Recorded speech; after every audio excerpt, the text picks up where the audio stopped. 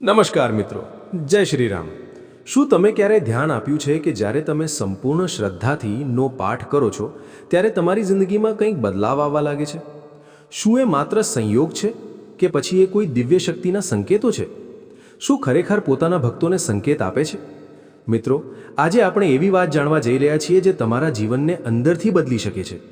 જો તમે આ વિડીયો અંત સુધી જુઓ તો કદાચ તમે પણ સમજશો કે હનુમાનજી તમારી સાથે કઈ રીતે વાત કરે છે, કયા 21 સંકેતો દ્વારા તેઓ તમને માર્ગ બતાવે છે. પરંતુ આજે આપણે માત્ર પહેલા 6 શક્તિશાળી સંકેતો વિશે વાત કરીશું. ધ્યાનથી સાંભળજો, કારણ કે આ સંકેતો સામાન્ય નથી.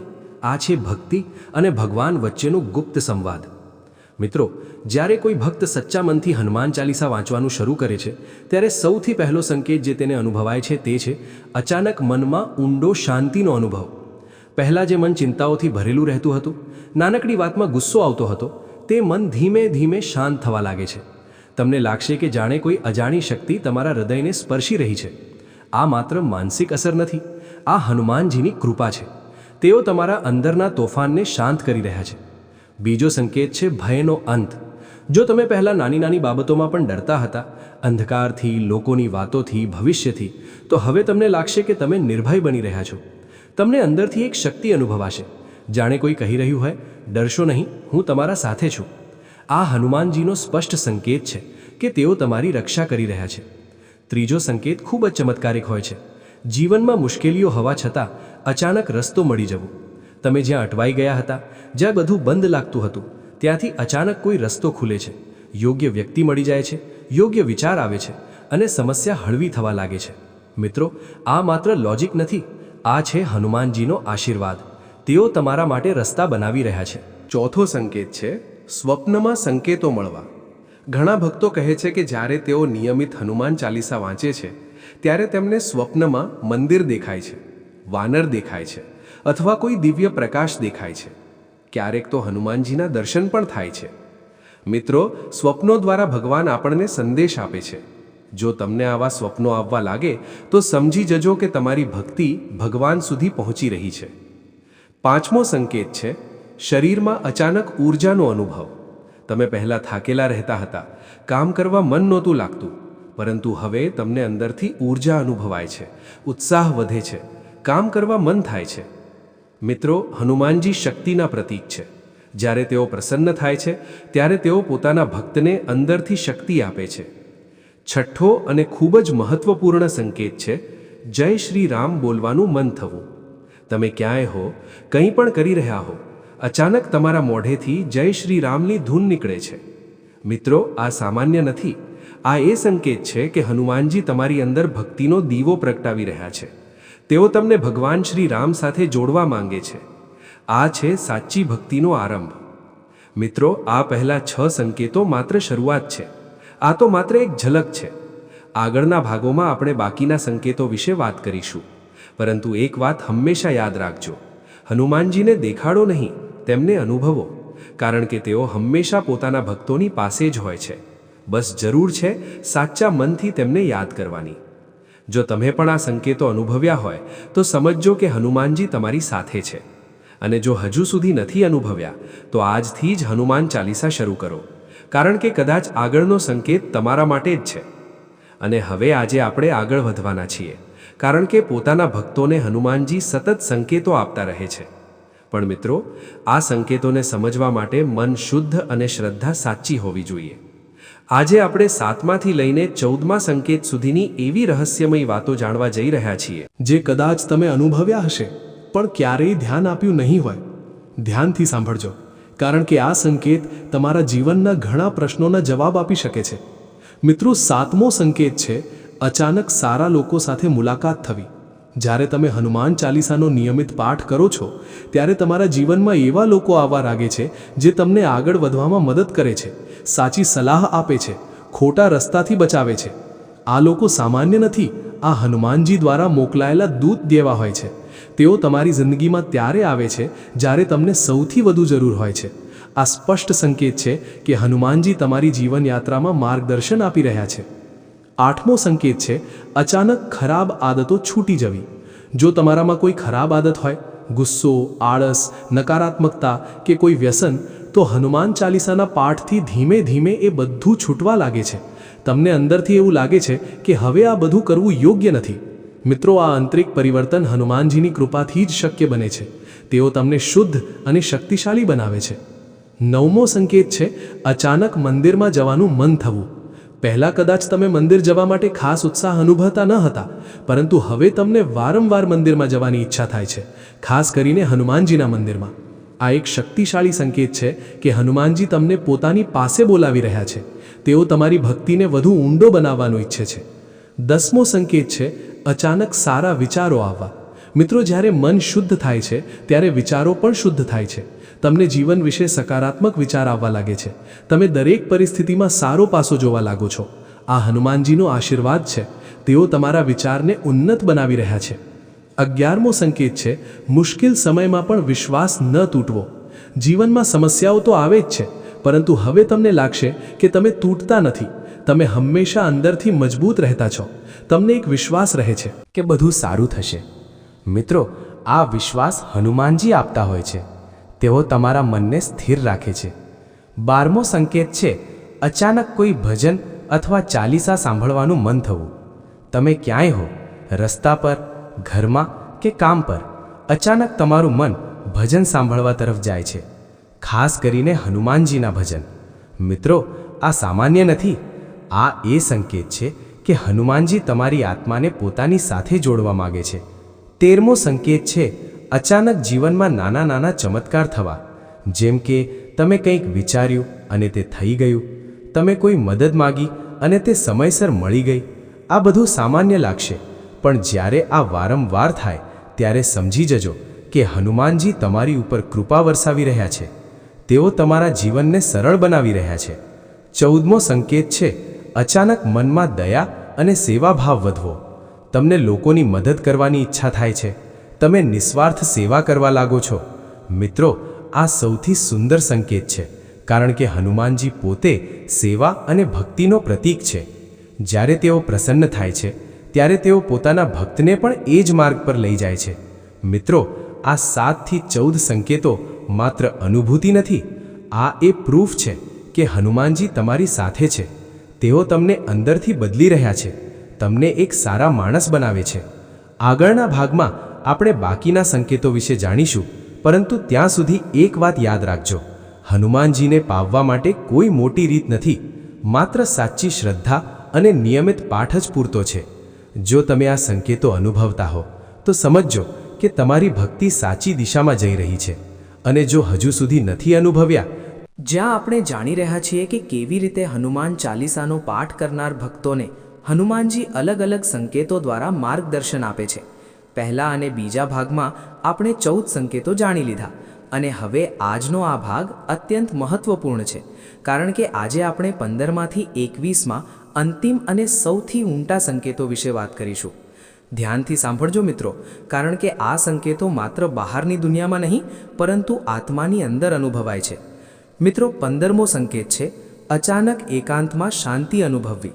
પહેલાં કદાચ તમે એકલા રહેતા ડરતા હતા, એકાંત તમને ખાલીપણું લાગતું હતું, પરંતુ હવે જ્યારે તમે એકલા બેસો છો ત્યારે તમને અંદરથી એક શાંતિનો અનુભવ થાય છે, જાણે કોઈ તમારી સાથે છે. આ સંકેત છે કે હનુમાનજી તમારી અંદર વસવા લાગ્યા છે. તેઓ તમને અંદરથી મજબૂત બનાવી રહ્યા છે. 16મો સંકેત છે અચાનક ક્રોધ પર નિયંત્રણ આવી જવું.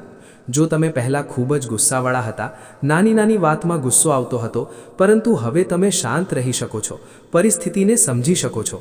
મિત્રો, આ સામાન્ય પરિવર્તન નથી, આ હનુમાનજીની કૃપા છે. તેઓ તમારા મનને નિયંત્રિત કરી રહ્યા છે. 17મો સંકેત છે અચાનક ધ્યાન અને ભક્તિમાં ઊંડો રસ વધવો. તમને ધ્યાનમાં બેસવાનું મન થાય છે, ભગવાનને યાદ કરવાનું મન થાય છે, અને આ બધું તમને શાંતિ આપે છે. મિત્રો, આ સંકેત બતાવે છે કે તમારી આત્મા હવે આધ્યાત્મિક માર્ગ પર આગળ વધી રહી છે. 18મો સંકેત છે મુશ્કેલી આવતી પહેલાં જ અંદરથી ચેતવણી મળવી. ક્યારેક એવું થાય છે કે તમે કોઈ કામ કરવા જાઓ છો અને અંદરથી અવાજ આવે છે કે આ કામ ન કરો, અને પછી તમે જાણો છો કે એ નિર્ણય સાચો હતો. મિત્રો, આ આંતરિક અવાજ હનુમાનજીનો સંકેત છે. તેઓ તમને ખોટા રસ્તાથી બચાવી રહ્યા છે. 19મો સંકેત છે અચાનક ભગવાન પ્રત્યે અડગ શ્રદ્ધા જન્મવી. હવે તમને કોઈ શંકા નથી રહેતી. તમે પૂરેપૂરો વિશ્વાસ રાખો છો કે ભગવાન છે અને તેઓ તમારી સાથે છે. મિત્રો, આ શ્રદ્ધા સૌથી મોટી શક્તિ છે અને આ હનુમાનજીનો સૌથી મોટો આશીર્વાદ છે. 20મો સંકેત છે જીવનમાં સંતોષનો અનુભવ.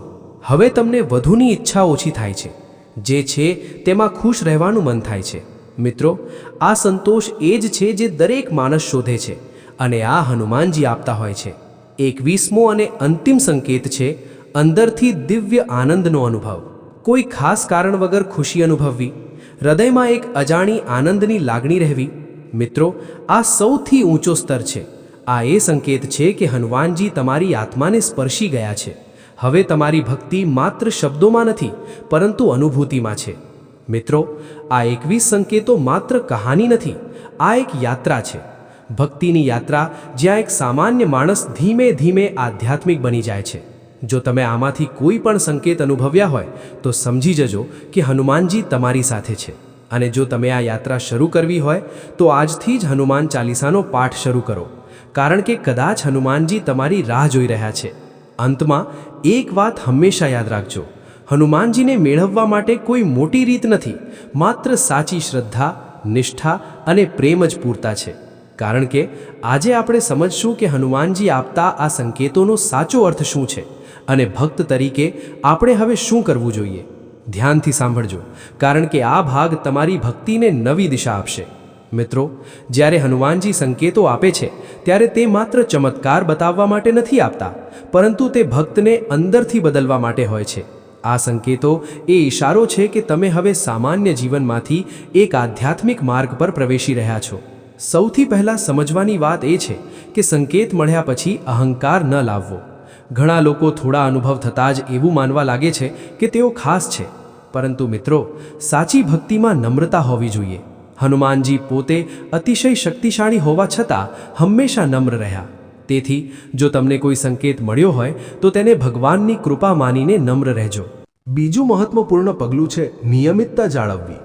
ઘણા લોકો થોડા દિવસ હનુમાન ચાલીસા કરે છે અને પછી છોડી દે છે, પરંતુ મિત્રો, ભક્તિમાં સતતતા જરૂરી છે. દરરોજ એક સમય નક્કી કરીને શાંતિથી પાઠ કરો, જેથી તમારી અને ભગવાન વચ્ચેનો સંબંધ મજબૂત બને. ત્રીજી વાત છે શુદ્ધતા અને સચ્ચાઈ. માત્ર મંત્ર બોલવાથી બધું નથી થતું. જીવનમાં સચ્ચાઈ, ઈમાનદારી અને સારા કર્મ પણ હોવા જોઈએ. હનુમાનજીને ખુશ કરવા માટે તમારું હૃદય શુદ્ધ હોવું જરૂરી છે. ચોથી વાત છે સેવા ભાવ વિકસાવવો. હનુમાનજી સેવા અને ભક્તિના પ્રતીક છે. તેથી જો તમે તેમને સાચે પ્રસન્ન કરવું હોય તો ગરીબોની મદદ કરો, જરૂરિયાતમંદોને સહાય કરો અને નિસ્વાર્થ સેવા કરો. આ જ સાચી ઉપાસના છે. પાંચમી વાત છે શ્રી રામનું સ્મરણ.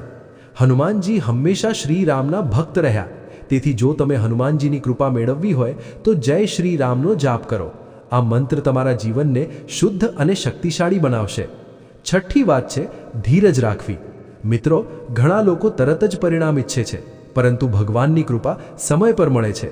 જો તમને તરત સંકેત ન મળે તો પણ નિરાશ ન થાઓ. તમારી ભક્તિ ચાલુ રાખો. હનુમાનજી ચોક્કસ તમારા પર કૃપા કરશે. સાતમી મહત્વપૂર્ણ વાત છે નકારાત્મક લોકો અને વિચારોથી દૂર રહેવું. જ્યારે તમે આધ્યાત્મિક માર્ગ પર ચાલો છો ત્યારે ઘણા અવરોધો આવે છે, પરંતુ તમારે સકારાત્મક રહેવું છે અને ભગવાન પર વિશ્વાસ રાખવો છે. મિત્રો, આ બધા પગલાં તમને એક સાચા ભક્ત બનાવે છે. હનુમાનજીના સંકેતોનો સાચો અર્થ એ નથી કે તમે માત્ર ચમત્કારની રાહ જુઓ, પરંતુ એ છે કે તમે તમારા જીવનને સુધારો, તમારા વિચારને શુદ્ધ બનાવો અને એક સારા માણસ બનો. મિત્રો, આ યાત્રા સરળ નથી પરંતુ ખૂબ સુંદર છે, કારણ કે આ યાત્રા તમને તમારા સાચા સ્વરૂપ સુધી પહોંચાડે છે. આગળના અને અંતિમ ભાગમાં આપણે જાણીશું કેટલીક ગુપ્ત વાતો, કેટલીક એવી વાતો જે બહુ ઓછા લોકો જાણે છે, હનુમાનજીની ભક્તિ વિશેના રહસ્યો. તેથી આ વિડીયોને અંત સુધી જોતા રહેજો, કારણ કે કદાચ અંતિમ ભાગમાં તમને એવું કંઈક મળશે જે તમારી જિંદગી બદલાવી દેશે. અત્યાર સુધી આપણે હનુમાન ચાલીસાના પાઠથી મળતા 21 અદ્ભુત સંકેતો અને તેમની પાછળનો સાચો અર્થ સમજ્યો. પરંતુ આજે આપણે વાત કરીશું એવી ગુપ્ત અને ઊંડા રહસ્યોની જે બહુ ઓછા લોકો જાણે છે અને જે સમજ્યા પછી તમારી ભક્તિ માત્ર પાઠ સુધી સીમિત નહીં રહે, પરંતુ એક જીવંત અનુભૂતિ બની જશે. મિત્રો, ધ્યાનથી સાંભળજો, કારણ કે કદાચ આ જ તે ક્ષણ છે જે તમારી અંદર કંઈક બદલી દેશે. મિત્રો, સૌથી પહેલું રહસ્ય એ છે કે હનુમાનજી ક્યારેય પોતાના ભક્તોથી દૂર નથી હોતા.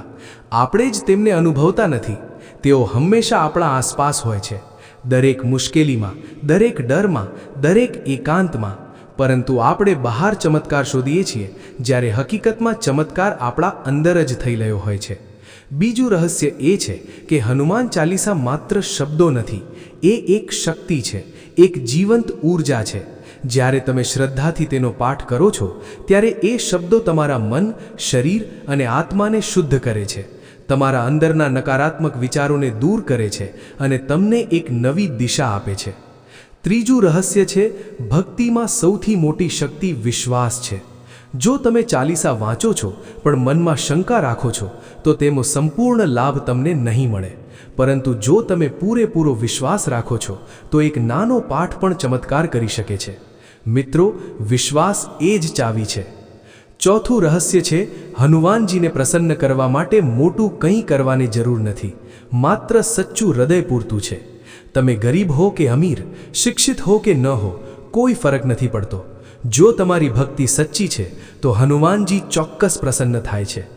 પાંચમું રહસ્ય છે, જ્યારે તમે હનુમાનજીની ભક્તિ કરો છો, ત્યારે તમે માત્ર તેમને નહીં, પરંતુ શ્રી રામ સાથે પણ જોડાઈ જાઓ છો.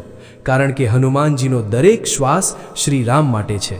તેથી જ્યારે તમે જય શ્રી રામ બોલો છો, ત્યારે તમે એક દિવ્ય ઊર્જા સાથે જોડાઈ રહ્યા છો.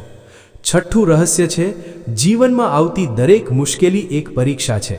હનુમાનજી તમને મજબૂત બનાવવા માટે ક્યારેક પડકાર આપે છે. તેથી જ્યારે મુશ્કેલી આવે ત્યારે ડરશો નહીં, પરંતુ વિશ્વાસ રાખો કે આ પણ પસાર થઈ જશે. સાતમું અને ખૂબ જ ઊંડું રહસ્ય છે, સાચી ભક્તિમાં માંગવું નથી, માત્ર સમર્પણ હોય છે. જ્યારે તમે ભગવાન પાસે કંઈ માંગતા નથી, પરંતુ માત્ર તેમને પ્રેમ કરો છો, ત્યારે ભગવાન પોતે તમને બધું આપે છે. મિત્રો, આ છે ભક્તિનો સર્વોચ્ચ સ્તર. મિત્રો, હવે અંતમાં હું તમને એક નાનું પરંતુ શક્તિશાળી ઉપાય આપું છું. દરરોજ સવારે કે સાંજે શાંતિથી બેસો, આંખો બંધ કરો અને દિલથી હનુમાન ચાલીસાનો પાઠ કરો. પછી થોડા ક્ષણ શાંતિથી બેસી રહો. કંઈ ન વિચારો, માત્ર અનુભવો. તમે જોશો કે ધીમે ધીમે તમારી અંદર એક નવી ઊર્જા જન્મી રહી છે, એક નવી શાંતિ, એક નવી ખુશી. મિત્રો, આ જ છે હનુમાનજીની કૃપા, આ જ છે સાચી ભક્તિ. મિત્રો, આ સમગ્ર શ્રેણીનો એક જ સંદેશ છે, ભગવાનને શોધવા માટે બહાર જવાની જરૂર નથી, તેઓ તમારા અંદર જ છે. બસ જરૂર છે તેમને ઓળખવાની. જો તમે આ શ્રેણીમાંથી કંઈ શીખ્યા હોય, તો આજથી જ તેને તમારા જીવનમાં લાગુ કરો અને જુઓ કે કેવી રીતે તમારી જિંદગી બદલાય છે. અંતમાં એક નમ્ર વિનંતી, જો આ વિડીયો તમને ગમ્યો હોય તો તેને લાઈક કરો, તમારા મિત્રો સાથે શેર કરો અને આવી જ આધ્યાત્મિક અને પ્રેરણાદાયક વાતો માટે ચેનલને સબસ્ક્રાઇબ કરવાનું ભૂલશો નહીં. ફરી મળીશું એક નવી યાત્રા સાથે. ત્યાં સુધી હંમેશા ભક્તિમાં જોડાયેલા રહો અને હંમેશા સ્મરણ રાખો, હનુમાનજી તમારા સાથે છે. જય શ્રી રામ, જય બજરંગબલી.